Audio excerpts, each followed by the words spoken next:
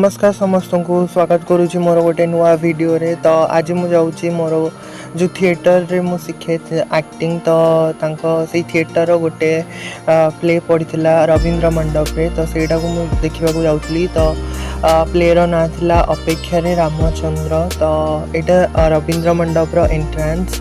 तो जो मैंने जाइए जानी आउ बैक स्टेज आसवा को मत परमिशन थिला कारण मु से थिएटर गोटे पार्ट एंड से एक्टिंग शिखुची। तो बिकज ऑफ सम इश्यू मु ए प्ले रे रही पारलिनी बट नेक्स्ट प्ले मोर आसवाक जाऊँगी। एंड ये सब आर्टिस्ट माने मेकअप रूम रे रेडी होते एंड यहाँ था रवींद्र मंडप whole view.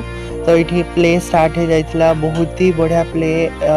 All the actors बहुत ही बढ़िया परफॉर्म करते।